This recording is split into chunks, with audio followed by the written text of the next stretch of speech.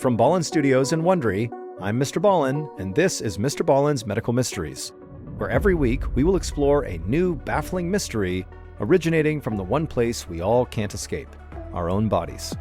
So, if you like today's story, please crawl inside of the Follow Button's bed and feast on several crunchy granola bars, and then without cleaning up, just remake the bed.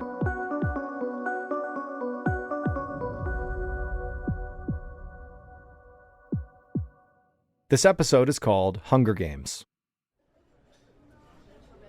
On a late August morning in 2014, a 37-year-old graduate student named Zara Valentine stepped into a university building in Boston, Massachusetts. It was the first day of classes, and there was a big welcome event for all the new students. Zara was anxious, but also excited. After working for years in human resources, she decided to finally return to school and complete her PhD. Zara wove her way through the crowd to the sign-in table. She grabbed a name tag, then went into the main hall, where her new classmates were clustered around tables, meeting one another and enjoying some refreshments. But as Zara looked around the room, she couldn't help but notice that she was one of the oldest people in the graduate program. She had always been a good student, but she had attended college a long time ago. And so Zara suddenly worried she may not fit in with her much younger-seeming classmates. Zara took a deep breath and steadied herself. She knew it didn't do any good to get rattled on the very first day, but just then her stomach rumbled. She had been so focused on the new student orientation this morning that she had forgotten to eat. Zara made her way to the buffet table, took a plate, and loaded it with some snacks, just as the dean of students walked on stage. Zara listened to a speech about the noble journey of higher education as she snacked furiously on mini sandwiches. Zara waited until the dean ended his talk before going back for seconds. One morning, a few months later, Zara sat inside of a lecture hall typing notes into her laptop as her professor went over the latest assignment. All of her classes so far had been inspiring, but also mentally exhausting. Her program covered a lot of ground quickly, and she was determined to keep up. As Zara's fingers flew across her keyboard, her mind was suddenly distracted from her professor's voice by the sound of people whispering. Zara stopped and glanced around her to see who was doing it. But the students in the row behind her had their heads down, taking notes too. Zara turned her attention back to the front, but minutes later, the whispering behind her started again. This time, she spun around much more quickly to catch the gossipers in the act. But it was the same students as before, still just totally absorbed in taking notes. They barely even noticed Zara. Zara stared at them, watching their eyes and hands as they typed. She wasn't sure, but something about their behavior made her feel like her classmates were just pretending to take notes, that they had been whispering and this was all just a ruse. Zara did turn back around to her laptop and did her best to try to reconnect with the lecture, but now she couldn't focus. She was far too anxious to pay attention. Later that week, Zara was walking back to her apartment near midnight after a long study session at the library. On the corner of her street, she approached a neighborhood market. Despite the late hour, a couple of people were browsing the bins of fruit out front, while a few others were inside buying groceries, and a clerk stood behind the counter listening to the radio, looking bored. Zara knew she didn't have much to eat back at her apartment, so she went inside. Zara walked along the aisles looking at pastas and breads and condiments, when a strange urge suddenly gripped her. She took a box of crackers off the shelf, pretending to read the back of it, and then slipped it into her backpack. She glanced at the clerk, but he seemed to be totally oblivious, still just listening to his radio. An electric thrill suddenly flickered through Zara's body as she realized she had just gotten away with shoplifting. She tried to play it cool, but she didn't want this feeling to stop. So Zara drifted over to a different aisle and slipped a fancy mustard into her pack too. And after that, some expensive chocolate. She almost laughed at how easy this was. Her brain was buzzing. By now, Zara's bag was feeling heavy with all her stolen items, so she made her way towards the entrance like she had looked around but, couldn't find what she wanted, and then as nonchalantly as she could, she walked back out the door onto the street. And then once outside, she strolled casually down the block, and then when she was out of sight, she gradually sped up until she was full-on running. Nobody came after her though, and so Zara was consumed by this feeling of total euphoria. She had never done anything like this before. Back at her apartment, Zara spread out her haul on the kitchen counter, and seeing it all there was kind of surreal. It was amazing, but also at the same time, she was starting to feel kind of disturbed, like she couldn't believe she had done this. And then Zara's euphoric high kind of came crashing down, and she suddenly wondered if she should just take all this stuff back and apologize. But she didn't, and so she just kind of sat there with her feelings, wondering what had come over her. She had never stolen anything before, but it was like tonight some other personality had taken her over. A few weeks later, just before the school went on holiday break, Zara was back in class taking notes during another long lecture. Her mind raced as she did her best to keep up. Just then, she heard a familiar murmuring behind her. Zara tried to ignore it and stay focused on the professor's words, but the voices behind her got louder. Zara whipped around to scold whoever was being so rude, but when she did, everyone near her had their heads down, typing or writing. Nobody was making any noise. But the situation made Zara's blood boil. Here she was doing her best, while other students who clearly didn't care were disrupting the whole experience for everybody else and then pretending they weren't as soon as she looked at them. So Zara decided she was going to stop this behavior today. Enough was enough. The last time her classmates had interrupted, Zara had let it slide, but no more. Just because she didn't catch them in the act didn't mean they weren't whispering. She knew what she had heard. And not only that, she was positive they were whispering about her. Whatever they were saying, Zara felt like she deserved to know. And so, with a loud scraping sound, Zara, in the middle of class, abruptly stood up from her chair. The professor heard the noise and stopped talking and looked right up at her. And soon the entire lecture hall was turned towards Zara. Zara stared back, scanning the eyes of all the students and the professor, trying to figure out who had been whispering this whole time. Their blank gazes irritated her. They all looked guilty, but Zara refused to be intimidated. She told the whole class in a loud, angry voice that she knew what they were up to. They could keep trying to hide it, but she knew they were playing a game and she was sick of it. Zara almost pitied her classmates, how trapped they were in their characters, reciting staged dialogue and acting out their assigned roles. It was all so blatant. She couldn't stand another second of it. Zara snapped her laptop shut, scooped it into her backpack, and stormed out of the classroom. The winter streets of Boston were cold and gray as Zara hurried back towards her apartment. She was eager to get home and away from all these people she couldn't trust. But as she ran down the hallway of her apartment building and approached her unit, she froze. Her front door was already wide open. Moving slowly in case there was an intruder, Zara tiptoed to the doorway and peeked inside. Furniture was knocked over, books and clothes were scattered everywhere. The place had been ransacked. Suddenly it hit her. Zara felt like a fool. Of course she'd been robbed by her own parents. She'd given them her spare key, and they must have come while she was at class. Zara knew they were in on the same game as all of her classmates and even her professor. Zara couldn't tell what her parents had stolen, but she was not about to let them get away with this. First, Zara deadlocked her door, and then she began surveying her apartment. She had a feeling that her parents had not only robbed her, but had also contaminated the place with some sort of poison. She rummaged through drawers and cabinets, looking everywhere, when her eyes suddenly landed on the refrigerator. Zara went into the kitchen and slowly opened the fridge door. Her groceries were still there where she had left them, but she knew something was off. Zara leaned in and smelled. Then she jumped back and slammed the fridge shut in disgust. She'd have to throw away all her food because everything inside of it had clearly been poisoned. Zara then picked up her phone to call her mother, Antoinette, and after a few rings, her mother answered. And Zara told her mother that if she or her dad ever came anywhere near her apartment again, Zara would hurt them.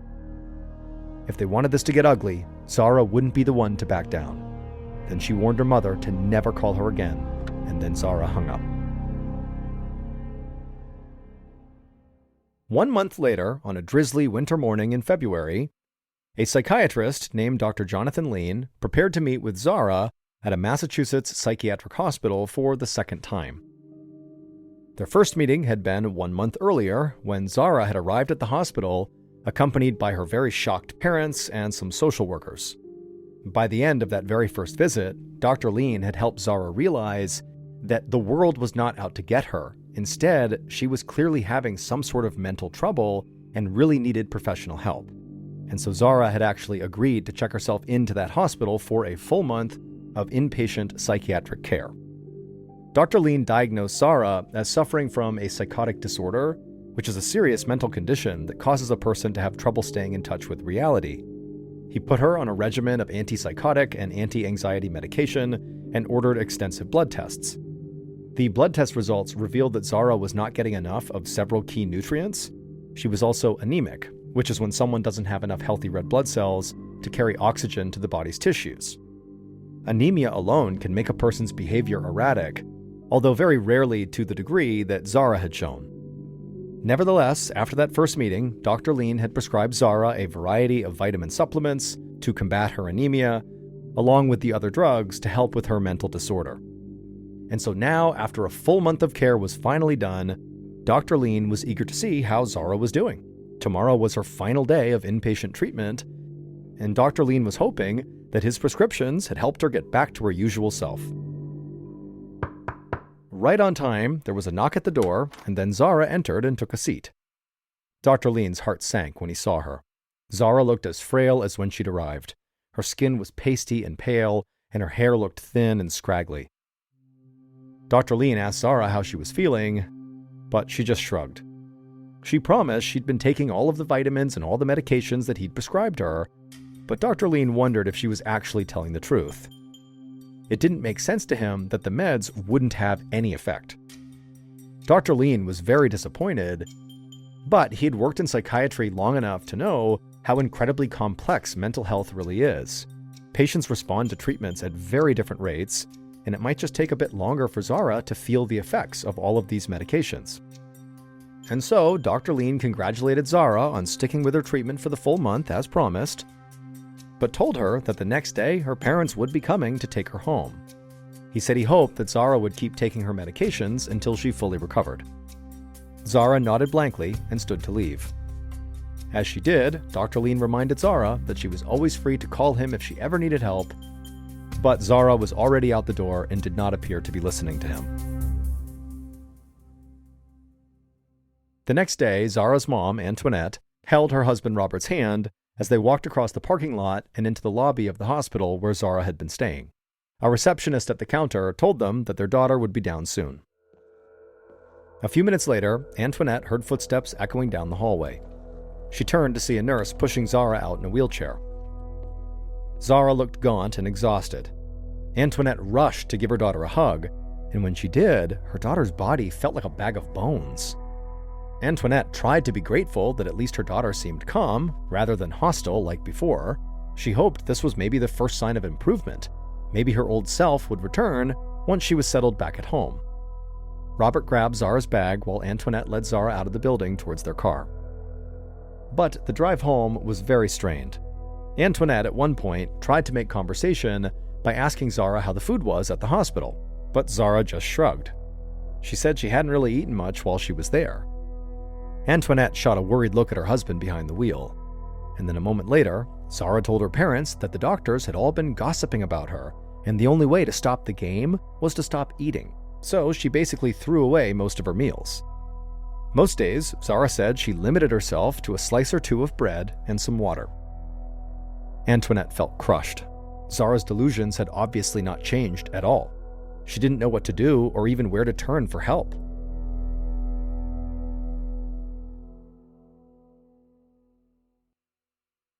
Eight months later, a primary care physician named Dr. Maggie Portis was studying Zara's file a few minutes before Zara was set to arrive for her appointment. Zara's story really intrigued Dr. Portis. Zara did not drink alcohol, she had never suffered a head injury, and she had no family history of mental health issues.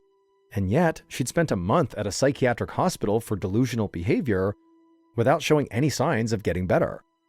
According to her family, her delusions were still as strong as ever. Since being released from the hospital, Zara had gone to a number of doctors who determined that she had a vitamin deficiency as well as a thyroid issue. Zara was given supplements to boost her iron and vitamin B, and her thyroid issue was treated successfully. But none of those treatments had any effect on her mental health. She was still totally delusional. While Dr. Portis was lost in thought, a nurse notified her that Zara and her mother were waiting for her in an examination room.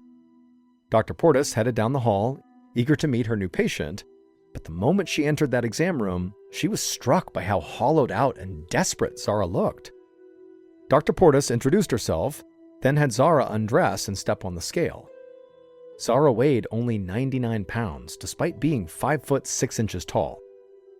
Dr. Portis then had Zara sit on the examination table, while a nurse came and tied Zara's arm with a tourniquet, swabbed an area with an alcohol pad, and filled a syringe with her blood. Zara seemed to barely notice any of this. After the nurse left the room, Zara complained to Dr. Portis that she had been taking all of her prescribed vitamins and medications, but did not feel any better. Dr. Portis nodded. As Zara talked, the doctor suddenly had a hunch about why Zara was not getting any better. If her hunch was right, then of course Zara's meds wouldn't have had an effect, and her delusions would continue. Choosing her words very carefully, Dr. Portis told Zara that she thought she knew what might be causing her mental problems, but she wouldn't be able to tell for sure unless Zara had a procedure done. Zara's eyes lit up at the idea, and she immediately agreed to do whatever it took to make a change. She said she just wanted her old life back. Dr. Portis felt deep empathy for Zara. It was clear that she was afflicted by something that she really had no control over. Dr. Portis wrote down a name and a phone number on a notepad and handed it to Zara. She explained that it was contact information for a doctor who could perform a biopsy, which is a surgical procedure where tissue is removed from the body and then examined under a microscope. She promised Zara the procedure would be quick and painless, and it might bring her closer to solving her health issues. Zara clutched the piece of paper with both hands and thanked Dr. Portis.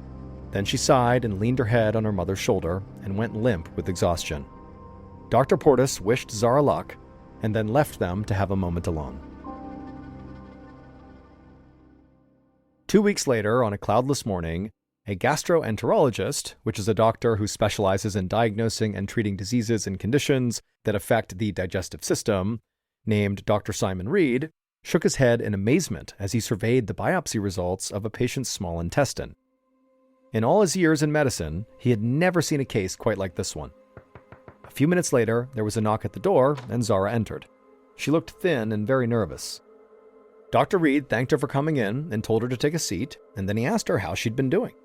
Zara looked away from the doctor and out the window and then down at her hands. She told the doctor she felt like her real life was behind her now. She used to feel like she was just entering a promising new chapter, being back at school to finish her PhD, enjoying her own apartment in the city, and thriving in her studies. But then everything just kind of went off the rails. She started doing these weird impulsive things without understanding why. It became hard to tell what was real and what wasn't. She couldn't trust anyone anymore either, like her parents. She couldn't trust them. She couldn't even trust herself. Dr. Reed was moved by Zara's story. He could tell that she was desperate for help, but didn't know where to turn, which was why he was so happy to be able to be the bearer of good news. He told Zara that her primary care physician, Dr. Portis, had been smart to tell her to go get a biopsy, because it led to the breakthrough Zara had been looking for. The tissue sample they had taken during the biopsy showed that all of Zara's physiological and mental symptoms were being caused by the same condition, and best of all, it was treatable.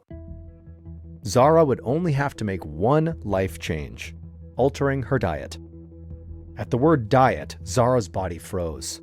She narrowed her eyes and squinted at Dr. Reed like she was trying to read his mind. He recognized it as the paranoid behavior detailed in Zara's file. She suffered from the delusion that basically everyone was lying and no one could be trusted. But Dr. Reed promised Zara that he really was telling the truth, that this was the only way for her to get better. If she changed her diet, the delusions she was experiencing would go away. If she didn't change her diet, her delusions would only get worse. But the look on Zara's face told the doctor that she was not buying any of this. She scowled at Dr. Reed and shook her head in disgust. Then she got to her feet and moved to leave, but then stopped by the door and turned back around. She pointed a finger at Dr. Reed and accused him of being part of the game like everybody else, another traitor and liar trying to trick her with food. She told him that she wasn't going to fall for it, and then slammed the door and stormed out. Dr. Reed just sat there motionless, unsure what to even do. He was completely stunned by what had just happened. Several months later, on an overcast spring morning, Antoinette Valentine huddled in the front seat of the family car next to her husband, Robert. She felt a sense of dread hanging over them. Antoinette looked out the window at the familiar silhouette of the state psychiatric hospital, a sight she had seen too many times lately. But she hoped today would be the last. Her daughter Zara was finally being released following a court-ordered 3-month confinement. After storming out of Dr. Reed's office 6 months earlier, Zara's life had totally unraveled. She stopped picking up phone calls or checking in with anybody. She failed to fill out the forms necessary to continue her PhD program. She quit paying rent on her apartment and soon got evicted. And before long, she was wandering the streets. Antoinette had not heard from her daughter in months until she had showed up at the family home, banging on the door in the middle of the night, acting completely erratic and strange. Antoinette tried to calm Zara down, but there was no reasoning with her. Robert had no choice but to call the police, who handcuffed Zara and took her away. Later, after Zara made more threats against them, Antoinette and Robert filed a restraining order against their daughter. Weeks after that, the phone rang in the middle of the night, and Antoinette immediately had a bad feeling. It was a nurse from a local emergency room with news that Zara had attempted suicide. She had been found alone and unresponsive, but fortunately, medics had been able to revive her. Since Zara's mental state was extremely fragile, she was being transferred back to the state psychiatric hospital, and so that was 3 months ago. But today, finally, Zara was being sent home. Antoinette took a deep breath, braced herself, and held her husband's hand as they walked into the lobby of the hospital. The receptionist told them that their daughter would be out soon. Antoinette could not stop pacing around the lobby as they waited. The last time she'd seen her daughter, Zara had been violent and disturbing. Antoinette worried that when she saw her daughter again, she would still be emaciated, or that she'd scream and throw a fit and refuse to go home. Antoinette's memory of their last encounter was still a fresh wound in her mind. But just then, there was the sound of footsteps, and Antoinette spun around. It was Zara, and she seemed like her old self, the one Antoinette remembered before all this started. Zara was clear-eyed and smiling sweetly, like she really was seeing her parents for the first time in a long time. Antoinette couldn't believe it. She rushed to her daughter and wrapped her arms around her, and this time it felt like there was actually something there to hug. Zara was a healthy, normal weight again. Zara even hugged her mother back. Antoinette stepped back and looked her daughter up and down. She was speechless. Zara had this beautiful outfit on, and her skin had a healthy glow to it. Antoinette couldn't believe such a huge mental and physical transformation was possible in just a few months. What was even more amazing was that Zara's transformation was the result of something so simple. For the past 3 months, Zara had been eating only particular foods prepared by the hospital, following the recommendations made by Dr. Reed 6 months earlier, the one who suggested Zara change her diet. And now Antoinette saw proof that Dr. Reed had been right all along, just by looking at her healthy daughter smiling right in front of her. Zara's incredible improvement was entirely due to the fact that she stopped eating foods that contained gluten, a protein commonly found in foods like bread, pasta, pizza, and cereal. Dr. Reed had discovered that Zara suffered from celiac disease, which caused her body to have a severe reaction to any foods containing gluten. Though many people are diagnosed with celiac, often as adults, Zara's condition was the worst doctors had ever seen. Zara's immune system attacked the gluten that she ate so fiercely that it damaged her small intestine. Over time, her intestine became too inflamed to absorb vitamins or iron, no matter how many supplements she took. That's why she was so anemic and thin. But even worse, gluten triggered inflammation in Zara that didn't just affect her intestine, but also her brain too. In Zara's case, inflammation caused her brain to misfire, resulting in delusions and psychosis. She starved herself intentionally and became wildly suspicious of the people around her while starting to commit crimes herself. Not because she wanted to, but because it was like her brain was malfunctioning. But once Zara started a gluten-free diet, her inflammation subsided and the delusions were gone. Antoinette and Robert were ecstatic to have their sweet daughter back. The drive home from the hospital that day was one of the happiest in their family's history. Zara was affectionate to her parents and seemed very grateful to be thinking normally again. Zara understood now that gluten really was to blame for her life spiraling out of control, and so now all she wanted to do was make up for more than 1 year of lost time with her parents. Unfortunately, though, their joy as a family was very short-lived. A few months after Zara came home, Zara accidentally ate some food that contained gluten. Her delusions returned, but this time far more intensely. Once again, Zara became convinced that her parents were plotting against her, and this time she wanted to do something about it. Driven by her paranoid hallucinations, Zara went to her parents' house and tried to kill them. Thankfully, police arrived before anybody got hurt, but Zara was sent to jail.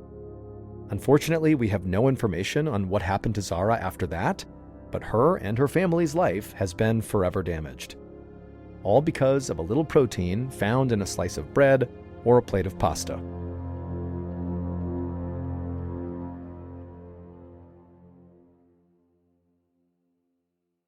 Hey Prime members, you can listen to new episodes of MrBallen's Medical Mysteries early and ad-free on Amazon Music. Download the app today. And also, Wondery Plus subscribers can listen to MrBallen's Medical Mysteries ad-free. Join Wondery Plus today. Before you go, tell us about yourself by completing a short survey at listenersurvey.com.